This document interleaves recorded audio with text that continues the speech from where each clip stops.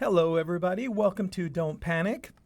I am Israel Luna, and I want to first thank you for watching this episode. I'm really intrigued and excited to have this show because this one is on a touchy subject matter. But before we get going on that, I have a wonderful panel of guests, and I'm going to have all of them introduce themselves. We're going to start right here with this lovely woman next to me. Oh, thank you. Thank you for having me. My name is Magnolia, and I am so excited to be a part of this podcast with you.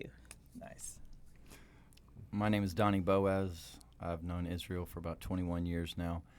How is that? I'm only 23. I guess we were toddlers. Absolutely. And I'm very happy to be here with you, Israel. Awesome. I appreciate it.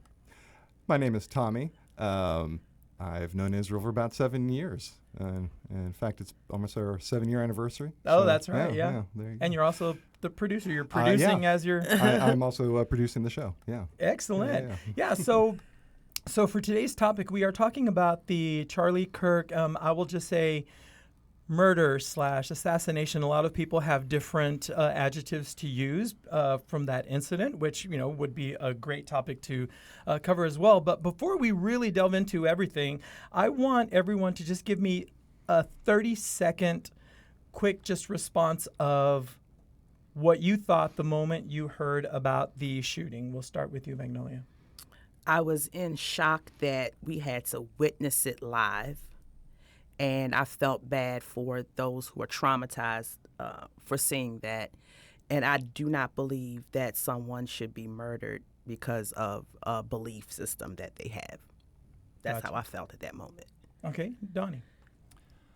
When I found out that Charlie was shot, it immediately broke my heart.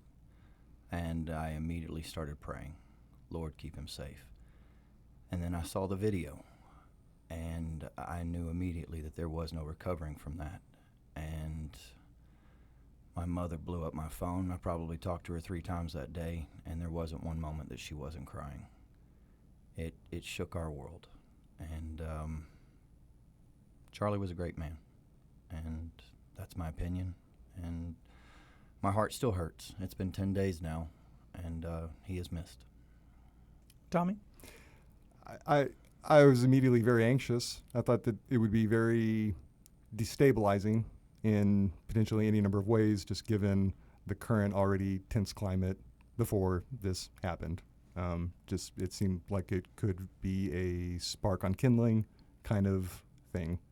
That was definitely my initial gut feeling. Gotcha. Yeah. And for me, I'll be very honest. I didn't know who he was. I had not heard his name before.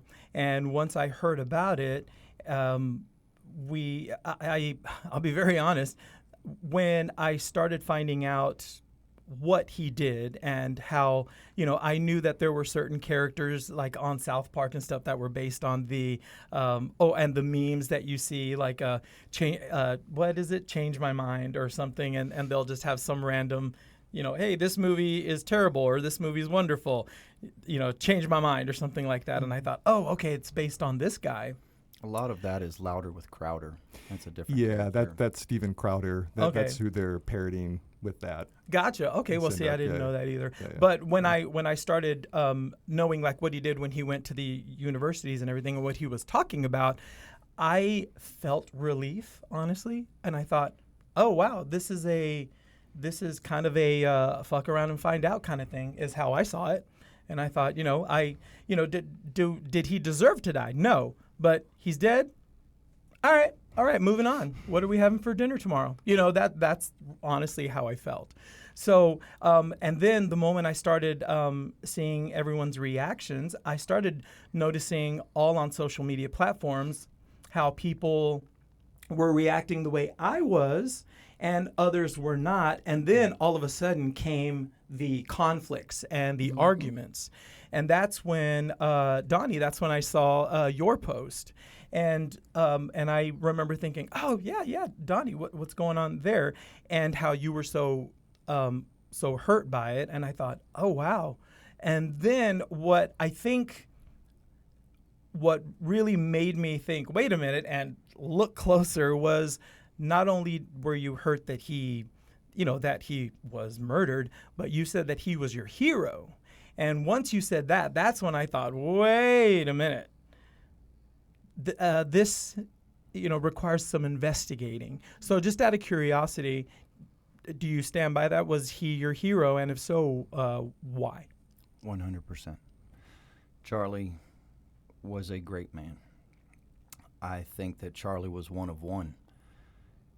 He lived his life with courage for his faith. That's what he wanted to be known for. I think it was probably 2 weeks before he was assassinated. They said, what do you want to most be known for? And he said, I want to be known for the courage of my faith. Charlie did something that had never been done before. At 18 years old, he felt like he had a calling on his life. He went to college to get an education, and he knew that that wasn't his calling. He felt like he needed to reach out to the youth to show them that there's a different way. I don't see Charlie as a political assassination, as they call it. That's probably might have been the motive. But Charlie was a man of God. There are 10 commandments in the Bible that he followed religiously, but there's also 2 other commandments in the New Testament spoken by Jesus himself, and it says to love your neighbor as yourself and to go into all the world and preach the gospel. And that's what Charlie was doing. He went campus to campus to campus, and he said, Jesus loves you. There is another way other than what the world may be showing you. And that takes courage, because our college campuses aren't always so inviting. There have been some conservative pundits try to go to campus that weren't as peaceful as Charlie, and they get shouted down. I mean, Berkeley almost burnt down at a certain point because the students wanted nothing to do with that person there. And a lot of times there was a lot of violence on campus just because they knew Charlie was showing up. They don't want to hear it. And Charlie was fearless. He says, I am here speaking truth with love. And I believe he was shot because he said things that other people didn't like. Any response from anybody? Absolutely. Yes, go ahead. Respectfully, I do feel bad for, his family and the people that loved and supported him. But as a brown person, I cannot view him or his ideals as something that I could look at him as a hero, because in a lot of his speeches, not all, he was a Christian. He did speak, Jesus's. And not to interrupt, but you're also a Christian, correct? Absolutely. Okay. Absolutely. He spoke down to people that looked like me. If you look at some of his speeches, he said if he saw a brown person as a captain of a airplane or a doctor that was a black lesbian, he wouldn't want them to do their job because he would question if they were actually fit for the job. If they were qualified, yeah. If they were qualified. So for me to look at Mr. Kirk as a hero, I couldn't, because he looked at me and my community of people, brown people, as subservient to him. He did not trust that we were smart. Out of his own mouth, you have him stating that Michelle Obama, who has 3 or 4 different college degrees, you have Maxine Waters that he attacked. These women have earned college degrees. They are not given to them. They earned them. They're smart. And for him to say that they didn't have the mind to process things, that they were not educated because of their skin color, that's a concern to me for us in the community to match him with Christianity with his ideas of people of color. Can I say something? On January 3rd, just to go off of what you're saying, the exact quote was, "If I'm dealing with somebody in customer service who is a moronic black woman, I wonder, is she there because of her excellence or is she there because of affirmative action?" Right. That was from January 3rd, 2024.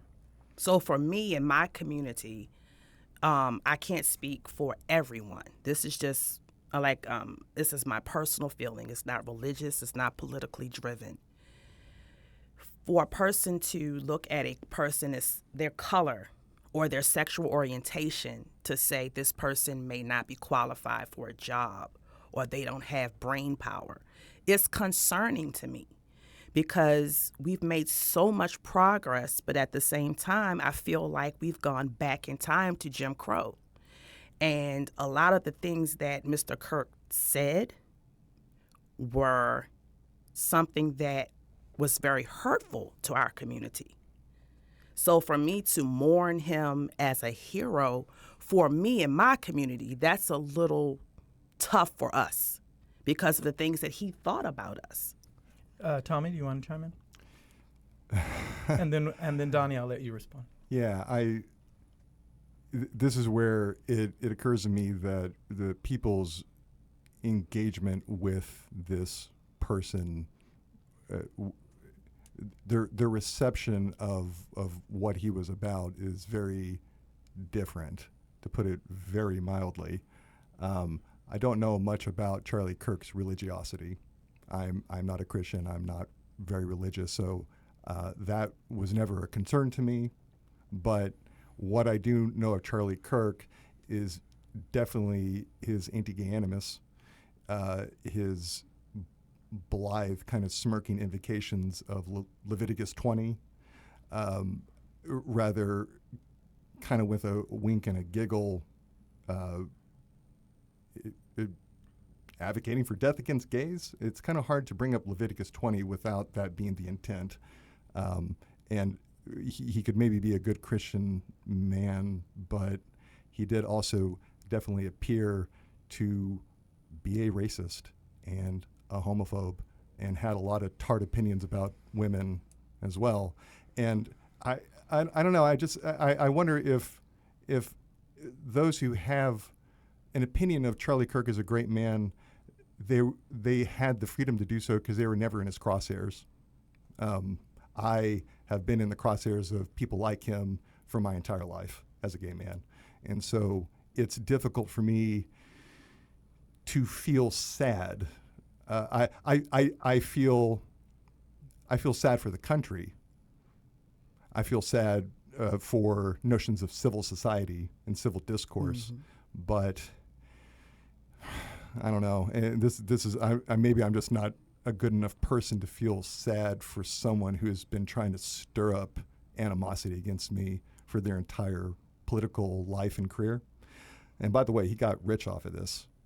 He died wealthy by way of this, and so I don't know. If he was a good Christian man, he was in spite of this, not because of it. So anyway, Donnie, did you want to respond? Yes, I do. I'll start with Magnolia first. Since he passed away, there's been a lot of videos, and I think that what you're talking about, has been brought up the most in contrast. And I have watched that video in its entirety, and I know that what he was discussing in that moment was affirmative action, was DEI. And there's another thing that I've seen, that when Barack Obama was president, he made a comment that only 2% of pilots were African American, and it was his goal for 50% of pilots to be African American. African American men make up 5% of our population. I don't know how they can make up 50% of our pilots. And when we brought affirmative action and DEI into the conversation, we got rid of meritocracy. I have been through Navy SEAL training, and there's not a lot of African American Navy SEALs. There's also not a lot of white basketball players. We have certain skills that we are known for. I don't believe Charlie Kirk to be a racist. He was great friends with Dr. Ben Carson. He and Officer Tatum, who has his own show, had their own movement of the African American youth community, inviting them to the White House. And he wanted to reach the youth community, African American youth community, for God. And I don't believe there was a racist bone in his body. I don't believe that.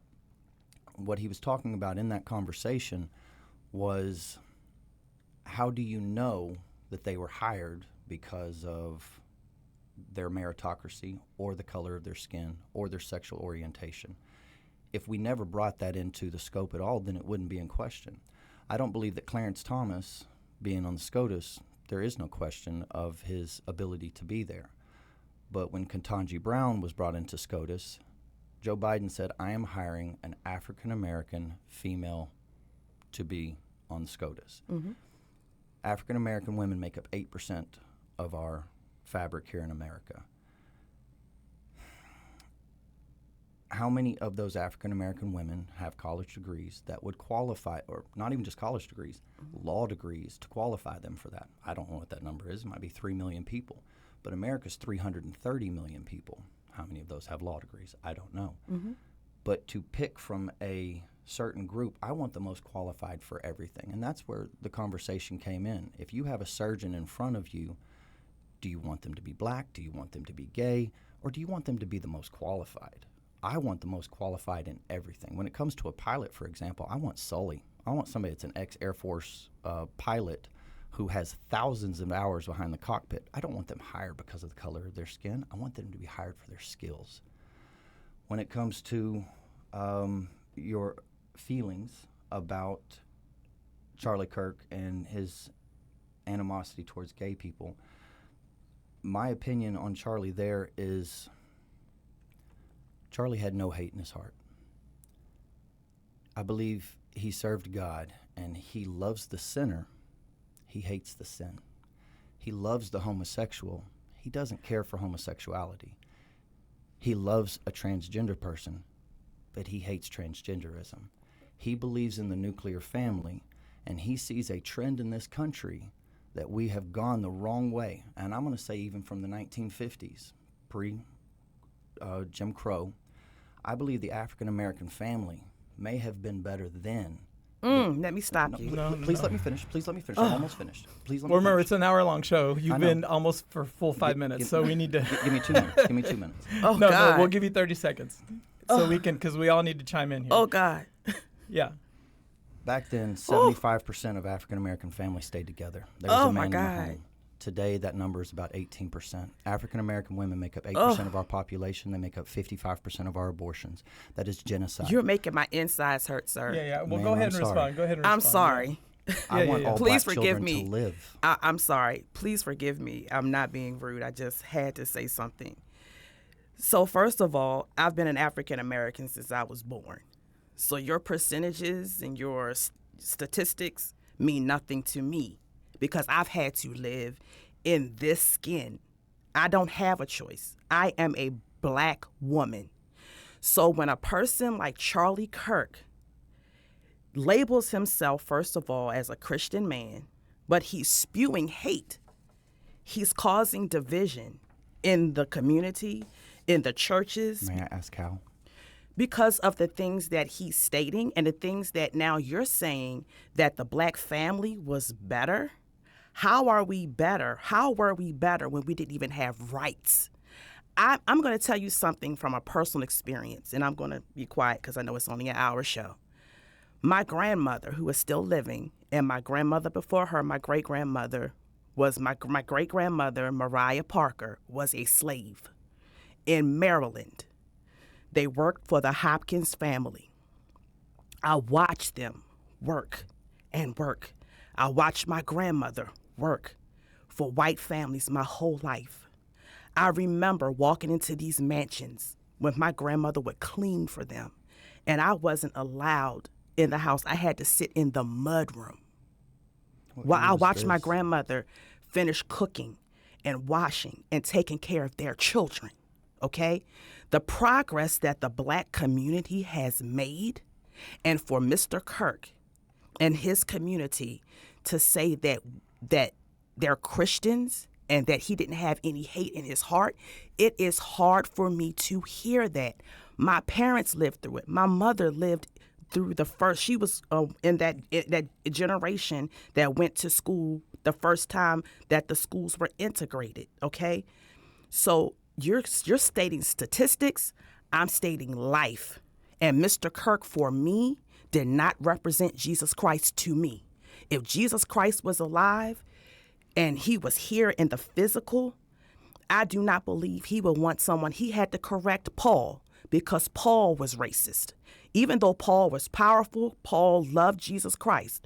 But Paul was a racist, and Jesus Christ had to get him straight in a vision because of his racism. Charlie Kirk may have been a Christian, and maybe he didn't mean any harm. I'm not saying that was his intent, but what he said caused harm and hurt to our community. And I will say, there was something that you just said, Donny, that took me back to 1992. Because back when we didn't have as powerful of a voice that we do now as a gay community, everyone would say, oh, we don't hate you, Israel. We just hate the homosexuality in you, but we love you. And what we've realized now looking back is that makes no sense whatsoever. We are one person. This is who we are. There is no separation. There is no choice. This is when people were still arguing about, oh, well, it's your choice to do this. It's like, no, it is not a choice. Have you seen that all of that hate does not make us less gay? This is who we are. This is not a choice. This is who we are. So by saying those things, I have not heard that phrase since, 1992. And I'm like, oh, we are going back. And just to let you know, just kind of keep in mind that you are a heterosexual white male. So you do have a completely different perspective than we do, because we are not that. Right. So we see things from a completely different perspective because we have to look harder, because in the entire history of man, and especially once media came in and radio and television, you have always been represented. You have always been represented. We have not. In the 80s, the only representation that Latinos had in most of the 80s was Speedy Gonzalez and Cheech and Chong. That was it. Oh, wow. No other Mexicans on TV. It's like we didn't exist. So, we have to look at it from that perspective. So once Trump started running in, what was it, 2016. 15, 16, yeah. And the moment, and I'm sure that you can agree, and Tommy, you can too, because you're a minority as being gay. The moment his phrase was, make America great again, it comes back to, I'm bringing that up because you said how, the black people were better back then. No, today, well, I would say in the Obama days before Trump came back into office, but these are the days that it has been best for us when it comes to the closest that we have to equality. Mm-hmm. We're better than we were 5 years ago. We're better than we were 10 years ago. We're better than we were 15 years ago. We keep getting closer and closer to being equal, because our biggest thing, and I will say this collectively, is our entire fight is to be equal to the heterosexual white man. We just want to be equal. That is every single fight that we have. We just want to be equal. We don't want special rights. We don't want anything. We just want to be a part of your club, because America, the laws, everything are made for you. They don't represent us. We're not included in that club. And I didn't know if you knew that or not, because it's shocking to me sometimes when I say that. They're like, what are you talking about? You're equal. I'm like, woo, that is white privilege right there that they don't know. Tommy, we have not let you respond. Sorry. We want to be equal, but maybe an even more accurate way to put it is that we don't want special violence. It's not that we want more rights than anyone else. We just don't want to be constantly under attack. And that is the privilege. It's not having more rights. It's not having to fend off people like Charlie Kirk, right? Charlie Kirk isn't coming for you. No offense, right? He didn't have an ill word for you by his animosity about gay people. We can get up more quotes if you like, but even you brought up love the sinner, hate the sin. And Israel commented on this. I don't know if maybe you're just not aware of how that gets used as an attack. that I don't ever really hear that phrase or that way of thinking applied to Charlie Kirk. I don't hear a lot Or of heterosexuals I at don't- all. I don't hear a lot of Christians wanting to point out that, well, you know, sure, he said all these racist, bigoted, horrible things, but okay, fine, I'll forgive him. He was still a person. No, you're claiming that he was heroic, and I don't know. He seems maybe just a little bit more villainous. I'm just trying to think of a hero who was problematizing the place of black people in American society, or problematizing the place of women in positions of power or authority, or trying to make impossible the lives of trans people in broad ways. I don't know. That doesn't seem terribly heroic to me. And like, heroes usually punch up, not down. So, right? Donnie, So, just out I of don't know. curiosity, like when you hear things like when he said the Civil Rights Act was a mistake of giving them, you know, the right to vote. He said that George Floyd was a scumbag. And now, let's see, Pelosi's husband, who had a fractured skull, you know, by a Republican, Yeah. you know, hitting him with the hammer. You can't back that up. Charlie Kirk No, led an it's- effort to bail out the assailant. Yeah, and called bail him out. an amazing patriot, the guy who attacked him. I don't believe that. And, okay, well, and then he said political correctness is the deadliest of political weaponry. So when you hear all of these things, what are your thoughts about that? Has he ever said anything that made you think he shouldn't have said that? And if so, what was that? That's a straightforward question, and the answer is no. I'm going to be honest with So you. all of these, do you agree with, or I don't believe that they're accurate. no? He says them on video. I know that paper. No, says he it in says front them of on me. video. That's where I got it from. You They're- can look for it on video. He's said it. They're Those don't facts. sound like Charlie Kirk to me, whether they're in context or not. Have you seen his videos? Many videos I have. And you have not heard of any of these. No, I have not. Where do you see Okay, these now videos? that will not be stated anywhere that the man that attacked Paul Pelosi was a Republican. No. I'm talking about like the civil rights one, because he said that. He said that on Okay. video. He said it many times. What I had said earlier, but before we were done, Charlie Kirk's own words, he said this, that the African-American family was better in the 50s than we are now. And please let me finish. I'm going to let you finish. Because he said they were wealthier. Their family stayed together, and that's the wealth, was the family. Denzel Washington stated the reason that he is successful is because he had a father in his home. Back then, like I was saying, 75% of families had a father in the home to raise the children. Today, it's less than 20% of that's the one African-American person. family. That's one person saying Morgan that. Freeman, his own words, stop looking at me as a black man. Stop looking at you as a white man. I'm a man, you're a man, you're a woman. We keep putting ourselves in these teams of us versus them, black, white, gay, anything. If we stop that and we just see each other as human beings, then there is no animosity. I don't believe that there's things that you said on your video and my video Yes. that I've seen together that maybe people have seen or not. There's a movie called Green Book with Mahershala Ali and Viggo Mortensen. Mahershala Ali played a character that was a closeted gay man, was so extremely talented in From the what I piano. recall, he's being educated by a white man, right? About how to be a better person or something. That's what it was about. That was the controversy. I don't think that's part of the movie. But I'm looking at how times have changed now, that then he was a closeted gay man. There's nothing closeted about you. You get to be yourself as you are. I feel as not so much a Christian. I can be accepted as a Christian. But as a conservative in Hollywood, unacceptable. Why? Because if you made a list of Hollywood actors and you put who is Democratic and who is Republican, I will show you that number is probably 100 to 1. They are very silent in Hollywood. But why do you think they're silent? Because that was one of the things it's- that it's I brought up in my video, because in your video you said, I've been holding back about, Charlie Kirk and how I feel. And, but I'm finally going to speak out. And then my video, I even responded. I saw it. And my question was, why were you silent?